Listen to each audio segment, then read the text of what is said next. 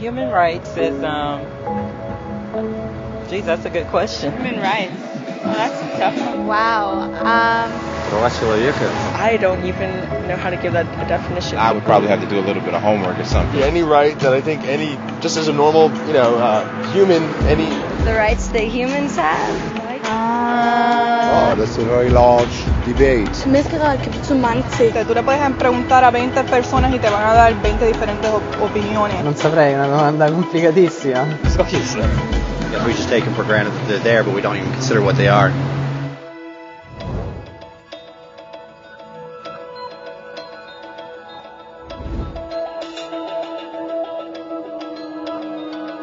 Human rights are the rights you have simply because you're human.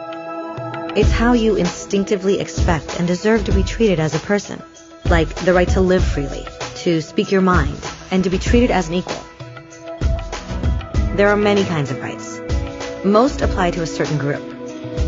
But human rights are the only ones that apply to absolutely everyone, everywhere. That means kids, old people, poor people, basketball players, garbage men, rappers, teachers, Africans, Indians, Albanians, Christians, Muslims, Kabbalists, atheists, your mom, your dad, your next door neighbor, and you all have the exact same human rights.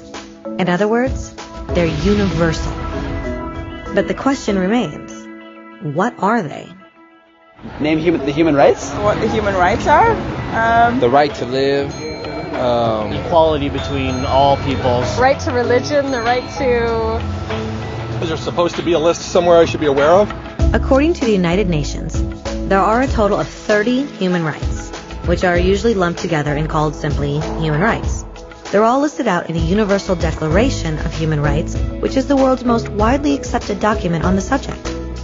But it was a long time in coming. At first, there were no human rights. If you were in with the right crowd, you were safe. If you weren't, well, you weren't. But then a guy named Cyrus the Great decided to change all that. After conquering Babylon, he did something completely revolutionary. He announced that all slaves were free to go. He also said people had the freedom to choose their religion, no matter what crowd they were a part of.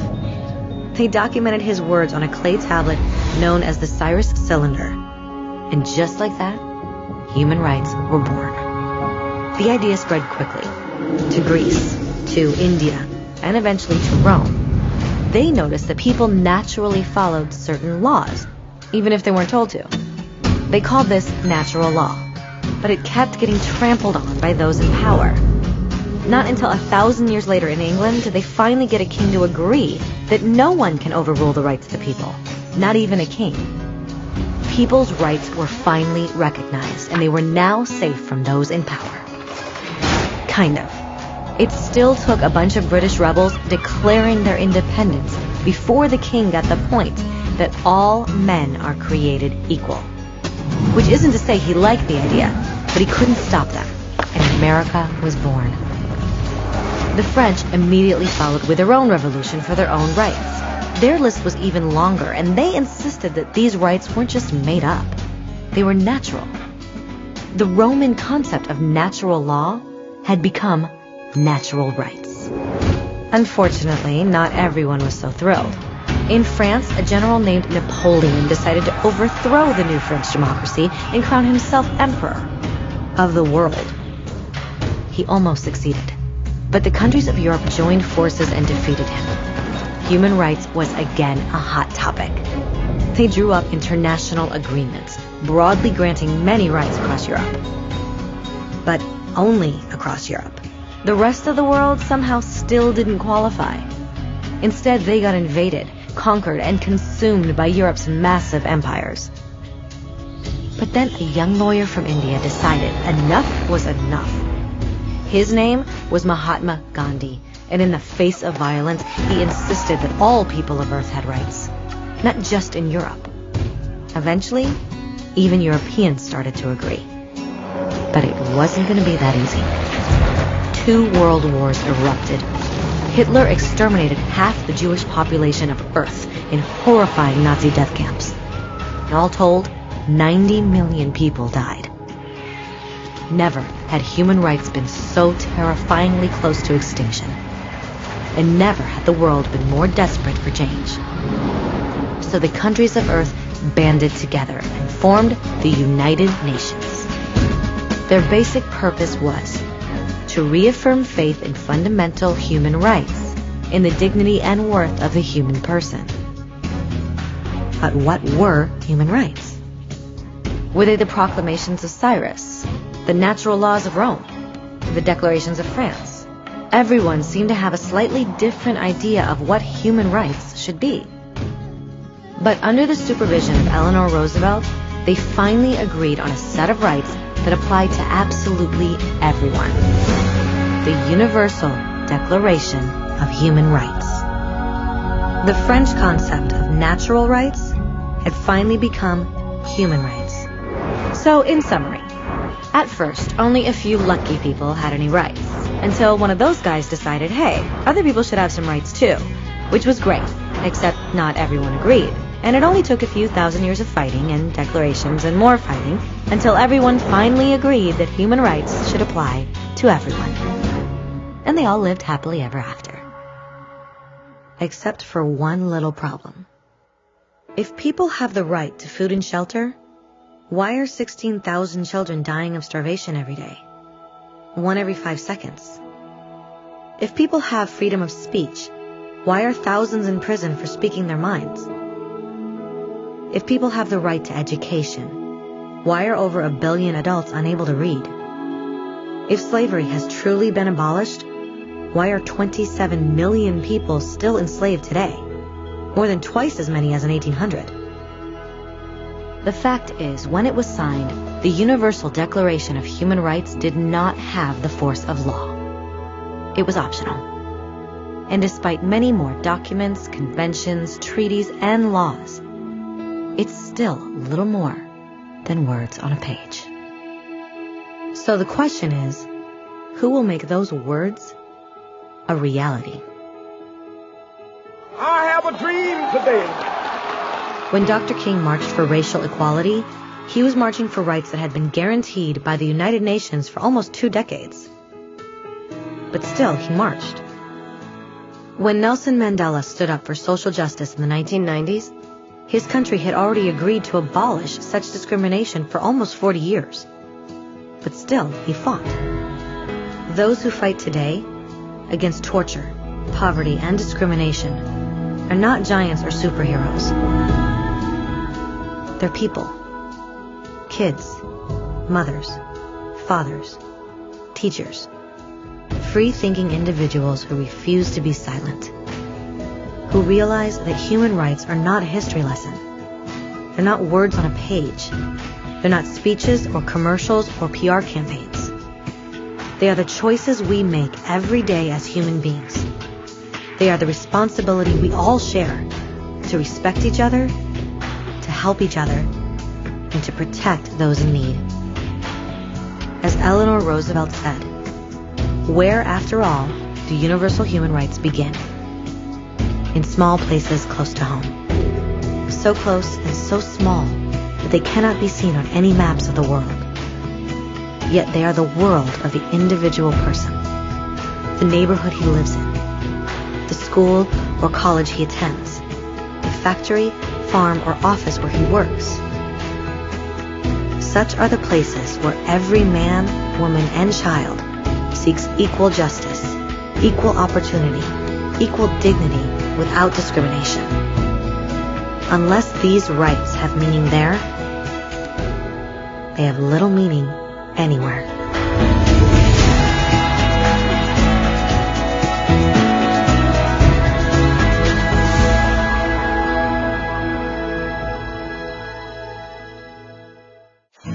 Good morning, everyone. This is Jam, your host for today's episode. After a glimpse of the so-called human rights, let's zoom into women's human rights. On August 14, 2009, Republic Act 9710, or otherwise known as the Magna Carta of Women, was passed. The Magna Carta of Women seeks to eliminate discrimination through the recognition, protection, fulfillment, and promotion of the rights of Filipino women, especially those belonging to the marginalized sectors of the society. This was a realization of the Philippine government's commitment to the Convention on the Elimination of All Forms of Discrimination Against Women's Committee in 2006 and to the United Nations Human Rights Council in 2009. The law very well defines gender discrimination, state obligations, substantive equality, and temporary special measures. It also recognizes human rights guaranteed by the International Covenant on Economic, Social, and Cultural Rights. But what does women's rights mean to people from different walks of life? Let's listen to them. With regards to women's rights in sports, there is an unfair portrayal of the inequality in gender. Bakit separate yung divisions? Bakit sa market mas may kita na maraming binibentang equipment for men than women? Pero dahil nga dun sa sabihang babae lang, nare-listen yung self-confidence natin at minsan nawawala na din tayo ng gana na ipakita kung ano talaga yung talento natin or skills natin sa sports. Kaya, ito lang masasabi ko, hindi lang kami babae, babae kami. Research shows us that there is a proven link between gender equality and building respectful relationships between men and women. By making local sports more accessible and welcoming to women, the associated health benefits will flow through the whole community. And one of the best solutions for this is to support women's or girls' sports as a fan or player. Attend women's sports games at all levels. Avoid sexist language and communications for women's, and to hire more female sports executives. I do believe in gender equality. So kahit saan man yan, kasama na yung sports. So sa sports, mapalalaki ka or mapababae ka, kailangan we should receive equal treatment, equal benefits, equal rights, equal opportunities, equal recognition. No, hindi na dito dapat ibabase sa kung anong kasarian ka. Ayun. So, lalo na sa panahon ngayon, nagiging common na yung mga babaeng players natin, no? Whether in basketball, in boxing, and other sports. So, narapat lamang na paigtingin natin yung equal rights, no? Lalo na sa sports. As a female athlete, I believe that it is my right to be treated fairly in the field of competition. Receiving enough support during trainings and competitions is one of my rights as a female athlete. I think women should be given equal opportunity to play whatever sports they want to play, same as with men. One of a child's most basic right is to be able to play and have a good, healthy body. Engaging in sports is one way to do this. Sports gives an avenue for fun and enjoyment while at the same time giving the body its much needed physical exercise. Safety is utmost importance, however, so it is important to observe this. This can be achieved through standard sports facilities and proper sports gears and play venues. Sufficient knowledge on sports safety is also of paramount importance. The practice of physical education, physical activities in sports, is a fundamental right for all. It can improve our health and reduce the risk of developing several diseases. Besides the fact that sports keep our body healthy, sports also enriches our psychological and social life. We need at least basic knowledge during sports. Public parks, schools, universities, or sports facilities are some places to be physically active for young people and adults. And also, a good sport coach can help us implement change and achieve our desired goals. I believe that there should be gender equality when it comes to sports. The same opportunities and amount of respect that were being given to male athletes should be also given to female athletes. And naniniwala din ako na dapat mas maging malawak pa yung media coverage and exposure ng women's sports para mas malawak yung ma-reach out nilang mga kababaihan and para mas ma-encourage yung ibang mga babae na mag-participate. Sa kasalukuyang pandemya na hindi pinapayagan ang mga tao sa labas ang mga kababaihan, especially ang mga senior citizen. Karapatan namin magkaroon ng pasilidad na pagdadausan ng aming ehersisyo, lalo na ng mga kababaihan at kabataan. So guys, we heard them speak their minds. Now let's listen to the inspiration and state policy in relation to the Magna Carta from Kwentong Sport.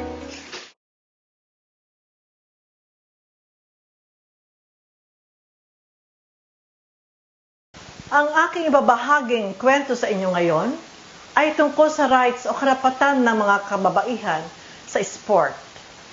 Ito ay nakasaad sa isang batas na tinaguriang Republic Act 9710 o kilalang Magna Carta of Women. Alam niyo ba na ang Magna Carta of Women ay nilagdaan na batas ni Pangulong Gloria Macapagal Arroyo noong August 14, 2009? Pero, ano nga ba ang Magna Carta of Women?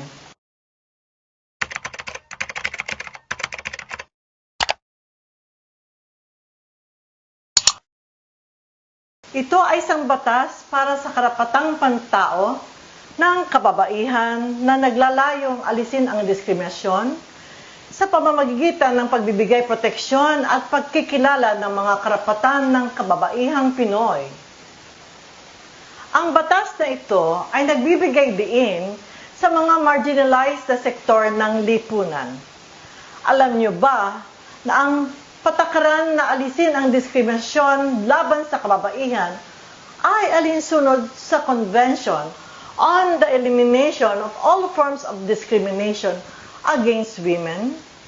Alamin natin ang ilang mahalagang tampok sa batas na ito. Una, ang tiyaking pantay na pakikilahok at representasyon ng kababaihan sa gobyerno, pampolitika, mga pang-international na katawan, serbisyong sibil, at pribadong sektor.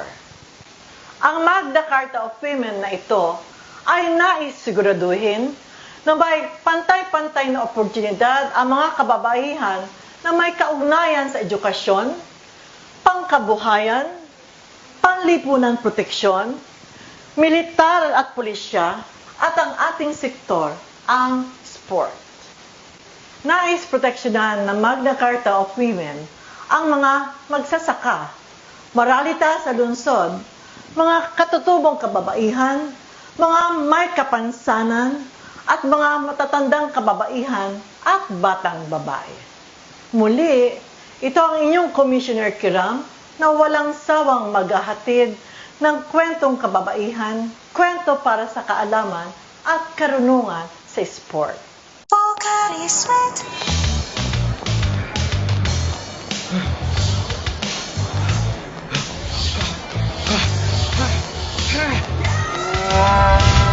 Not at your best? You may be dehydrated. You need Pocari Sweat. It replaces the electrolytes you've lost and helps you perform at your best. Be at your best with Pocari Sweat. Pocari Sweat. We have invited distinguished women to shed light on every item of the Magna Carta of Women in Sports. Hi, I'm Dal Dicini de Guzman, National Coach for Swimming. I'd like to discuss with you my thoughts on the provision of incentives to help promote, support, and train women and girls in competitive and non-competitive sports. Now, I can only give insights for my sport, swimming, and how I think the LGUs, media, and private sectors can help. As an archipelago with thousands of islands, the love of water is inherent in most of us. But we have failed to take advantage of our children's natural interest in swimming. Swimming for fun and recreation is good for most, but only a few get serious enough to take this to the next level and formalizing learning how to swim. And this happens only when there are support groups and facilities to encourage this interest: family, community, school, and the government. In the Philippines, the focus and choice of which sport to promote, particularly in schools, is a bit biased.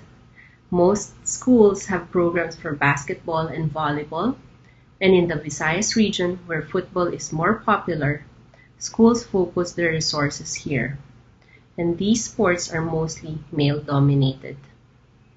Swimming is not given priority, even in private institutions, because the cost of having and maintaining a pool is quite expensive. But this is not impossible. We have a lot of potential, hopeful, and aspiring swimmers who just need the right break and the proper support to achieve excellence in their sport. Creating a deeper interest in swimming requires an added awareness of the nature of the sport.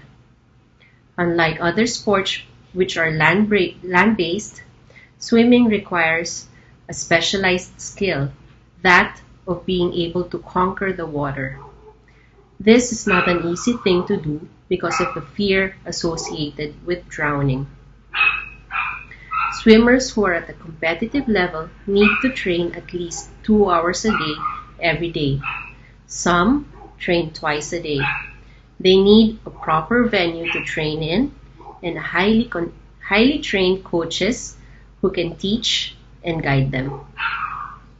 Although we are surrounded by water, we have a distinct lack of swimming facilities.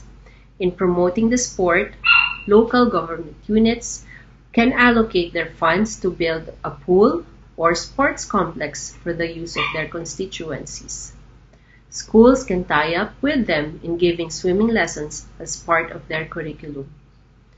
To generate more interest in the sport, partnerships with public and private organizations to fund building swimming pools is a lucrative proposal given the funds needed to put up such facilities. Competitions are looked forward to by swimmers because it showcases their progress in swimming and gives them a gauge as to where they are in terms of other swimmers. Right now, the DepEd only has the Palarong Pambansa, while LGUs have the Batang Pinoy. This annual event is not enough to encourage and motivate swimmers to do better in their sport. Most competitions are hosted by swim clubs or private organizations, but the reach is limited. Swimming is a sport that does not have gender-biased concerns because progress is measured individually. Male and female swimmers have different target times per age level. The major restriction that they have is the lack of access to pursue their dream. Having more female coaches can encourage more girls to participate because they can serve as role models to young hopefuls. In general, they also understand a girl's needs and limitations better. We have a lot of potential female swimmers who can compete at the international level.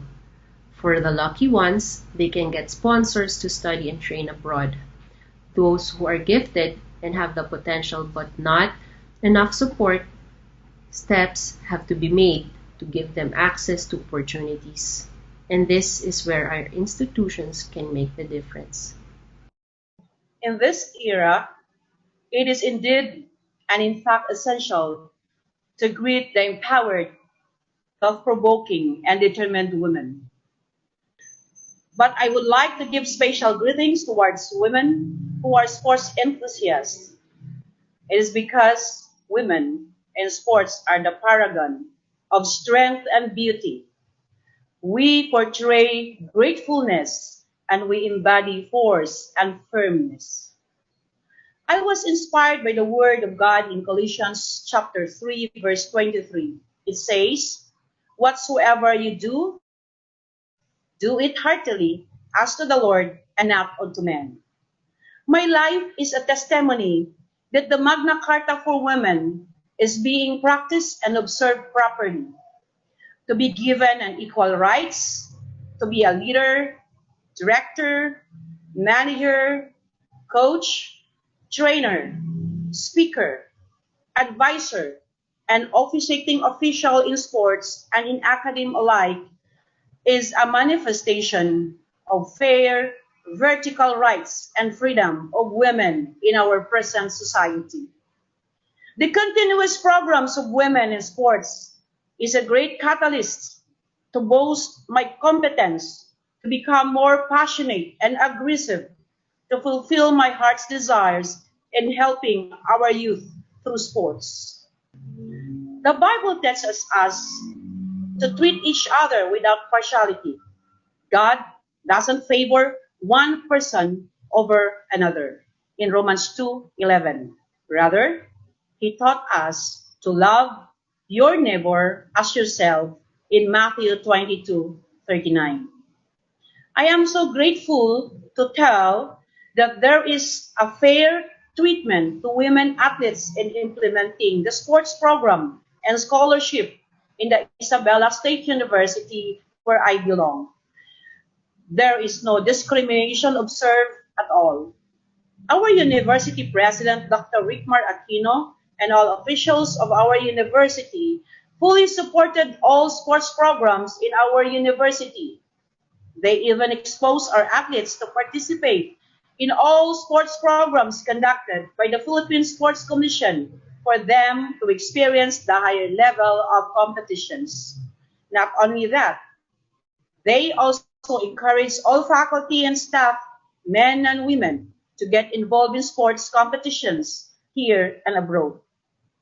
The impact of our brilliant and versatile international speakers influenced me to accept challenges beyond my personal limitations and to open the door of new discoveries of my potentials as a leader.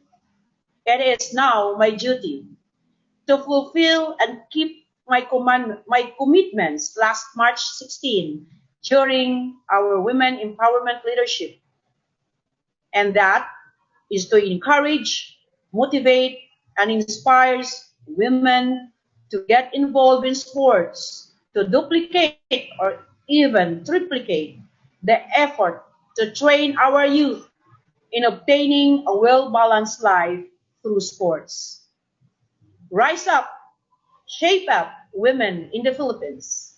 Let us go to the region beyond to encourage our youth to involve in sports and teach them the biblical principle to build a better life through sports. I think there's a significant benefit of having a female coach or a female mentor in a female team. I think this makes it easier for girls to take part in.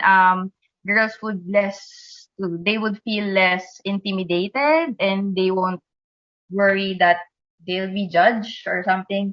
Also, having female coaches can open doors as girls are more likely to take part in. I think creating an all female environment can help girls feel more comfortable and confident in themselves.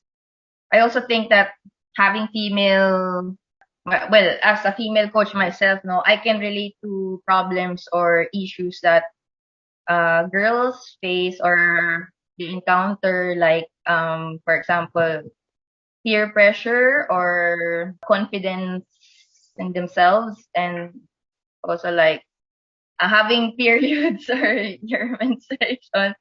So these challenges can actually affect our athletes' performance. So having someone that works around these issues, we as female coaches can provide the need of female athletes. So also having female coaches can also change the perception of gender stereotypes that coaching is for males only, because probably siguro in my experience also, kasi nga medyo coaching is male dominated, they look at female coaches as more emotional or more compassionate or affectionate, whereas male coaches are more assertive or dominant. I think female coaches can be compassionate and at the same time as a routine. Good morning to all empowered women of today's generation. Special mention to the Women in Action of Buena Vista National High School, Division of Escalante City. Today, I will be sharing about Republic Act number 9710, known as the Magna Carta of Women, which expressly states in Section 17, letter G, that all government agencies and LGUs are enjoined to increase women's participation by forming women's and girls' teams in various sporting events that they organize or sponsor. All government agencies and local government units play a vital role in increasing women's participation in various sporting events that they organize or sponsor. Hence, power and confidence of women in the community will boost. This program will provide an avenue to showcase women's strengths and capabilities in sports, physically, socially, mentally, and even emotional aspect. This will also break the idea that women will always be behind us, knowing that women have a big role in the society. So this program will not only provide opportunity for women to portray their capabilities and expertise in terms of sports, but will also balance the environment of sports, since in the usual scenario, more men are visible in any form of sports discipline. Sports is one of the great drivers of gender equality. Women in sports defy gender stereotypes and social norms, enabling them to inspire others and be a role model. So it is one way of promoting men and women equality. Participation in sports aims to build self-confidence to women who have insecurities and have low self-esteem. So this will empower women to balance themselves in every aspect of life. This gives them an idea that women are always part and parcel of community's progress and betterment. So this Magna Carta for Women is backed by Republic Act 7192, Women in Development and Nation Building Act, which promotes the integration of women as full and equal partners of men in development and nation building. So in Buena Vista National High School, we are encouraging our women to be part of the combat sports. We're joining combat sports. Most of our women teachers are coaching combat sports, particularly in Pinchak Silat, Taekwondo, and we are joining also in ball games such as basketball and volleyball. So we're not only empowering our students to participate in sports, but also our teachers who will be also participating in a coaching particular athletic and ball games, including the combat sports. So in our case, in-encourage namin yung mga babae to participate and to be acknowledged as partners of men in the development and nation building. So in our school level, so encourage women to be participative in the different sporting events. Hindi lang parang nako-confine yung babae na sa bahay ka lang. For example, yung sa basketball, pang lalaki yan, hindi pwedeng sasali yung mga babae. But in our school, girls team are really participating.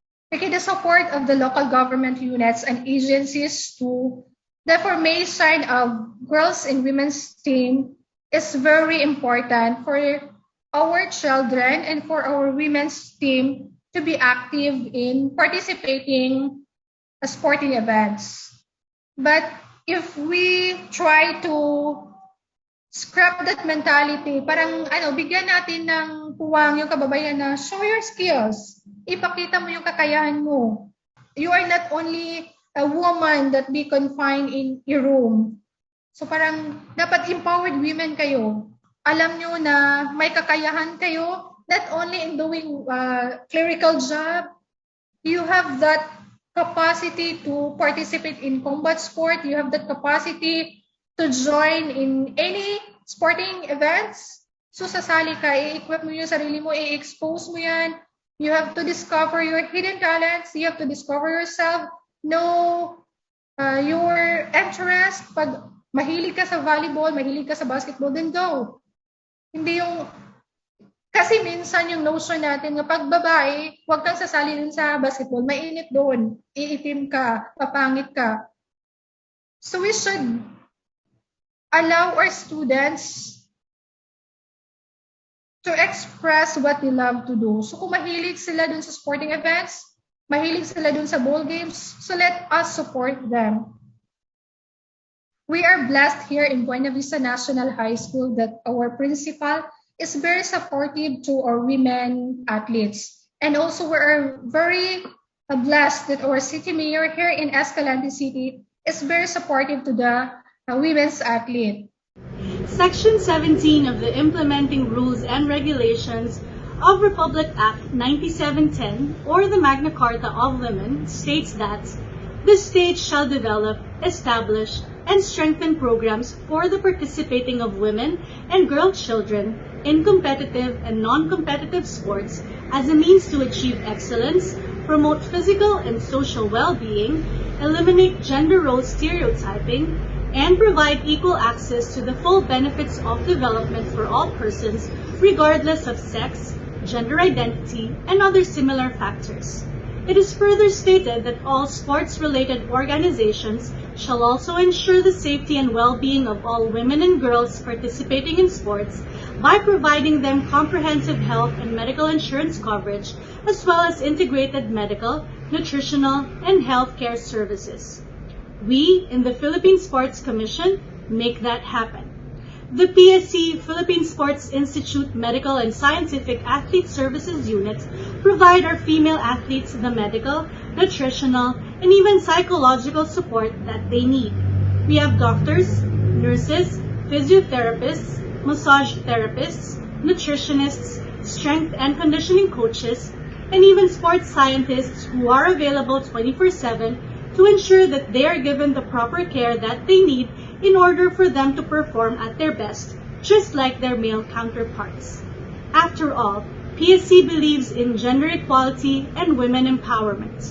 Aside from these, seminars for women in sports are being conducted by PSC on a regular basis to enrich the knowledge of our female athletes and coaches on different topics related to women and sports, such as hydration and nutrition, opportunities in modern grassroots and children's sports development, reproductive health awareness, success secrets of world-class athletes, gender sensitivity, gender equality, gender mainstreaming analysis, and of course, women empowerment.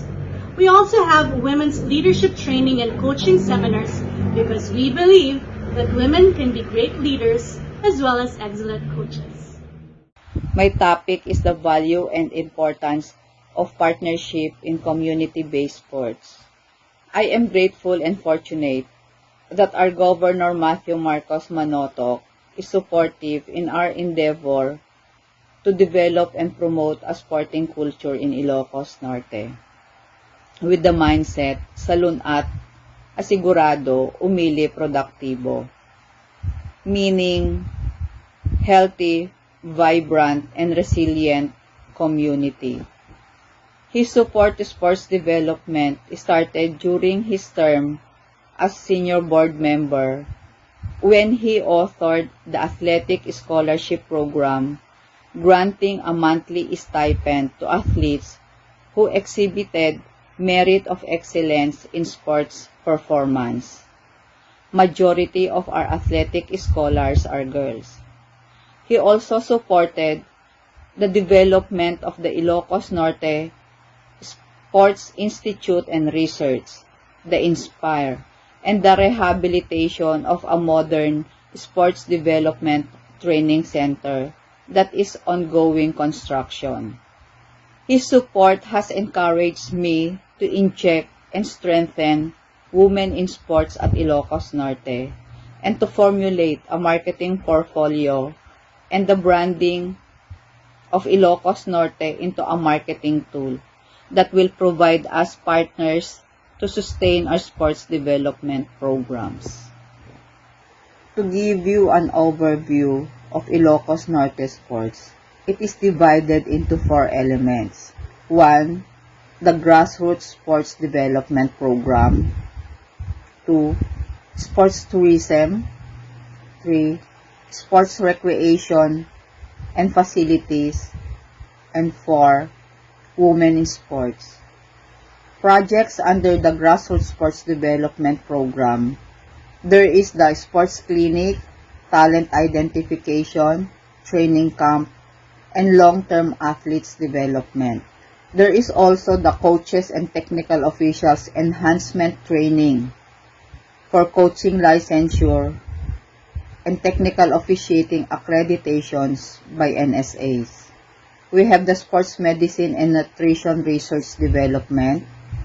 We have Maki M3, Masigla Masayang Mamamayan. It is a barangay-based sports activity that involves the family in a physical fitness and wellness program together. And we also have the Ilocos Norte Universities and Colleges Athletic Games. Events for sports tourism, we have Ilocos Norte Dragon Boat Festival that has helped us develop canoe-kayak athletes. So they are now training with the Philippine national team. 3 of them are girls. Then we also have the Tri-Ilocos Norte or the Tinman. It is a triathlon event that has earned the 2019 Sports Event of the Year given by the Sports Tourism Award.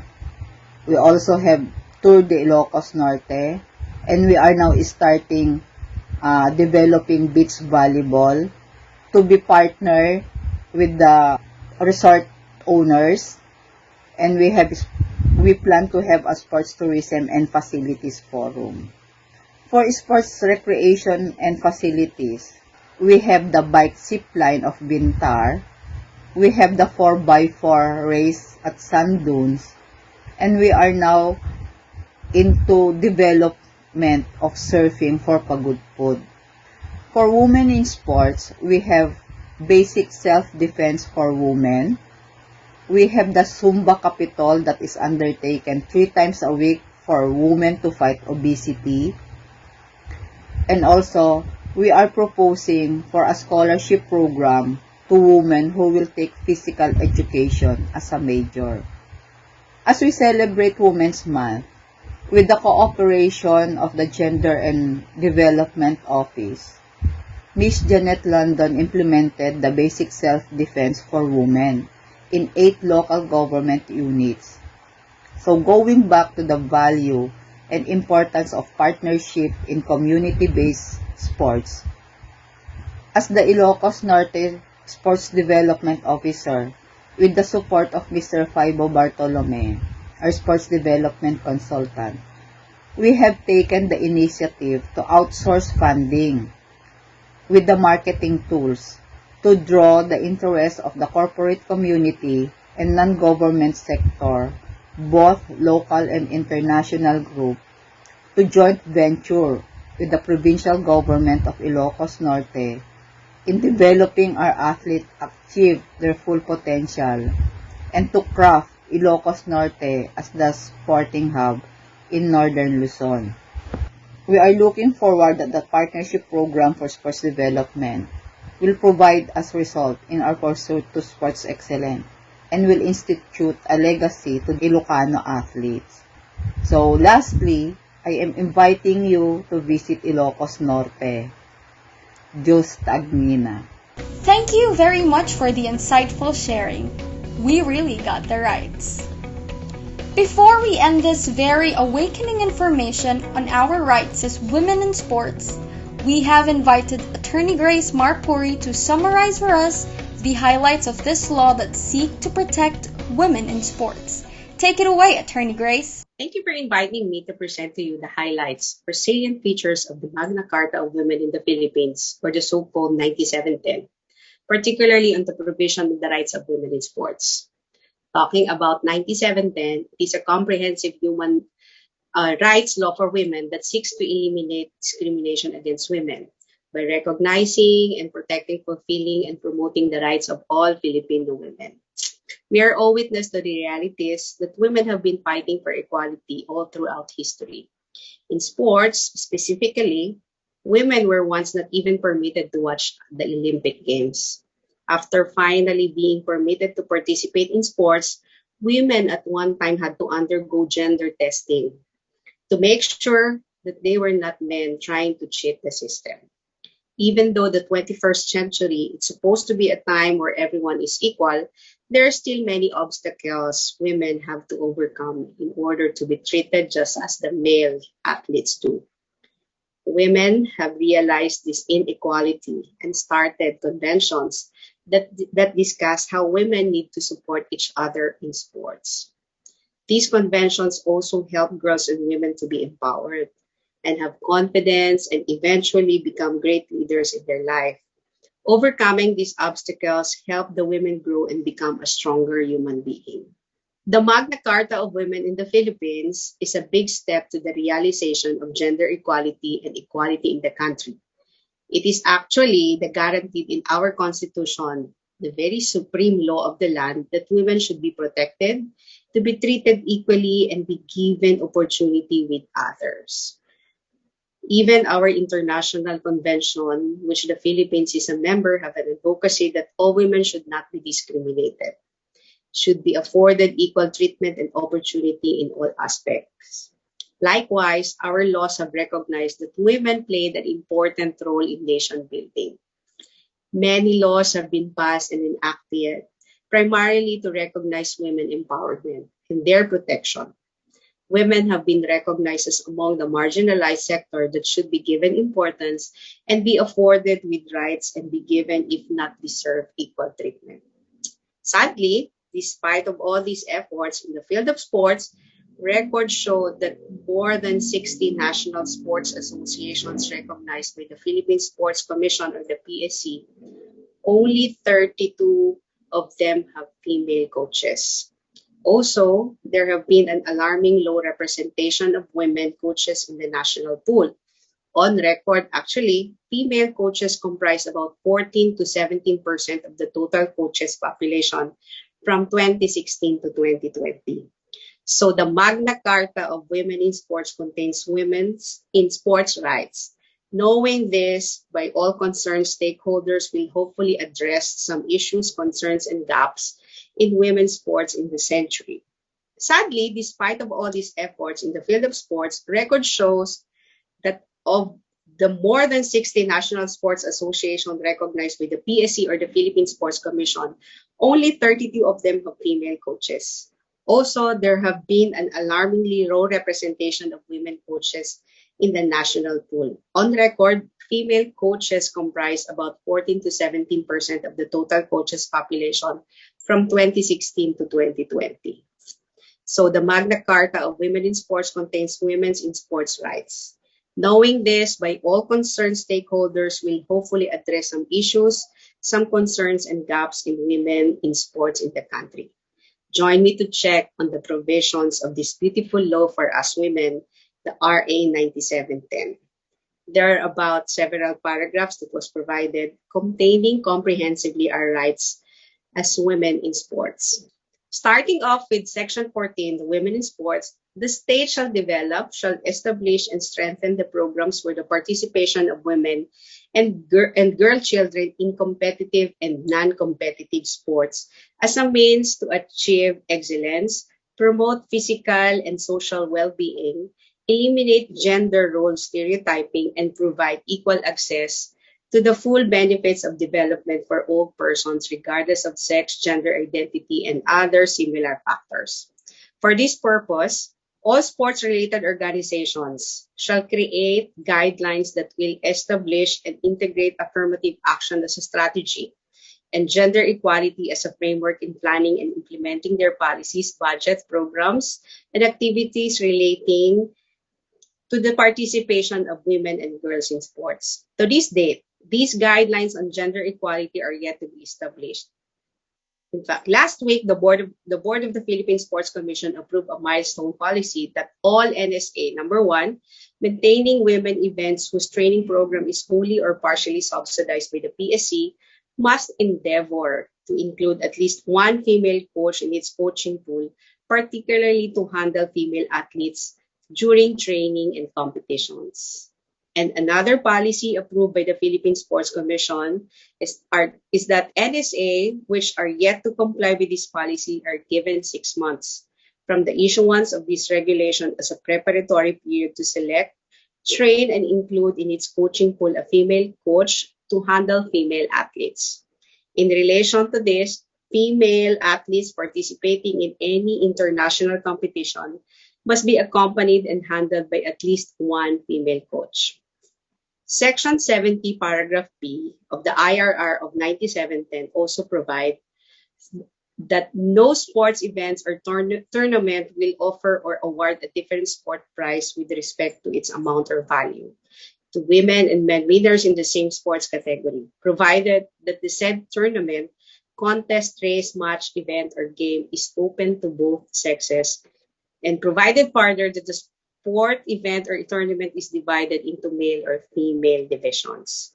If we check on Republic Act 10699, an act expanding the coverage of incentive granted to national athletes and coaches, the declared policy of this law is to promote excellence in sports by looking after the welfare of national athletes and coaches competing for the country, and by providing benefits and incentives for national athletes and other athletes who win in international sports competitions and bring honor and recognition to the country. Section 17 of the IRR of the Magna Carta of Women, paragraph 3 provides that all sports-related organizations shall also ensure the safety and well-being of all women and girls participating in sports, especially but not limited to trainees, reserve members, coaches, mentors of national sports teams, whether in studying, training, or performing phases, by providing them comprehensive health and medical insurance coverage, as well as integrated medical, nutritional, and healthcare services. The Philippine Sports Commission, or the PSC, has since its birth been taking care of and funding the safety and well-being of all women and girls in the national pool. It is also mandated that all sports organizations down there in the grassroots shall take care of the well-being of their women and girl athletes. On the same IRR, Section 17, paragraph 4, it also provides that schools, colleges, universities, or any other learning institution shall take into account its total women student population in granting scholarship.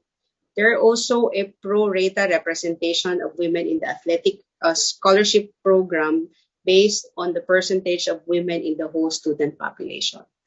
Given that the sports and inter-university and colleges sports-related competitions are gaining popularity nowadays, we believe that there are universities who are very generous on this and have given non-monetary incentives to their athletes. Section 17 of the IRR provides that the PSC, or the Philippine Sports Commission, the GAB, DepEd, JED, SUCs, LGUs, and other sports-related organizations shall endeavor to train more female coaches for girls and women's team, to form more girls and women's team in athletic leagues or games. We are yet to see a bright outlook of this provision, but at least the PSC policy is a baby step towards the growth in number of female coaches and female athletes. There's also a provision in the IRR that the PSC and the Game and Amusement Board shall provide financial and other incentives to local government units, media organizations, and the private sector for promoting, training, and preparing women and girls in participation in competitive and non-competitive sports, especially in local and international events, including but not limited to the Palarong Pambansa, to the Southeast Asian Games, and the Olympics.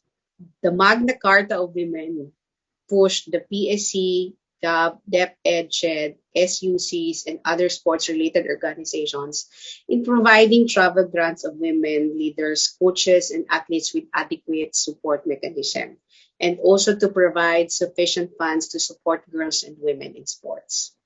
The law also provides for the Philippine Sports Commission, the Gaming and Amusement Board, DepEd, CHED, LGUs, and other sports-related organizations to endeavor to collect sex disaggregated data in sports participation. The global sports analytics market size is expected to reach at 4.6 billion US dollars by 2025, expanding at the compounded annual growth rate of 31.2%, according to a new study by Grandview Research Incorporated. Increasing preference for sports as a career option, coupled with the growing demand for tracking and monitoring live data of players, is expected to drive the market growth. The use of analytics in sporting events help different stakeholders, including sports person associations and fanatics, to give in-depth insights of the live in-game activity as well as the past game events. The law also contains that the PSC or the GAB, DepEd, CHED, SUCs, LGUs, and other sports-related organizations shall endeavor to promote partnerships with community-based sports organizations. And lastly, the Philippine Sports Commission, Game and Amusement Board, the DepEd, CHED, SUCs, LGUs, and other sports-related organizations shall endeavor to increase the participation of the women with disabilities and indigenous women through the promotion and development of programs for them. Given all the above provisions, there have been a lot of government efforts, particularly the PSC or the Philippine Sports Commission, to advocate and promote the participation of women in sports.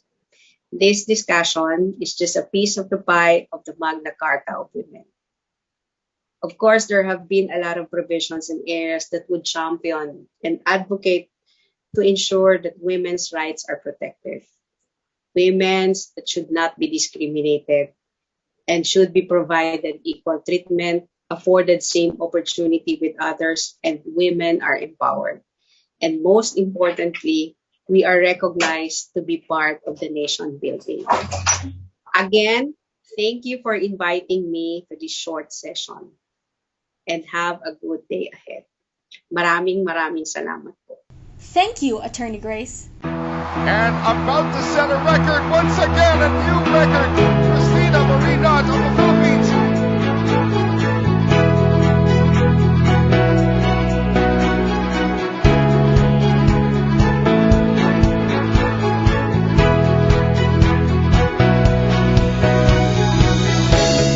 It is so wonderful to know that we are now protected by this Magna Carta of Women.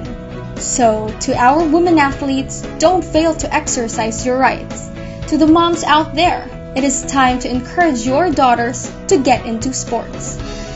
To the leaders in the communities and local government units all over the Philippines, grab this mandate to push your programs forward. To the women's sports mentors and teachers in the academe, be the key to create more girl teams, more athletes, and women coaches. To the top executive in sports organizations in the government and private sector, please have an equal seat for men and women in your board.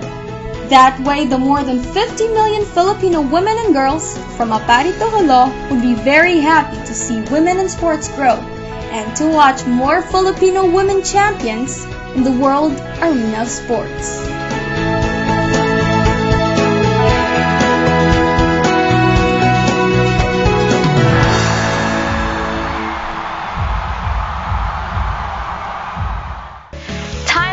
For this week's Rise Up, Shape Up. Thank you everyone for your support. Rise Up, Shape Up is brought to you by the Philippine Sports Commission Women in Sports as a campaign to women and girls to bring back their vigor and active lifestyle, especially during this pandemic times. We would like to thank our partner PAC4 and our event sponsor Pocari Sweat. We'd also like to acknowledge the PSC Board of Commissioners, Chairman William I. Ramirez, Commissioners Arnold Agustin, Ramon Fernandez, Celia Kiram, and Charles Raymond Naxi. See you next week for a special episode that features the launch of the Zoom Barangay Pilipinas Solo On-Cam Challenge. Meantime, don't forget to follow us on our social media channels. Again, have a marvelous day, everyone. Rise up and shake.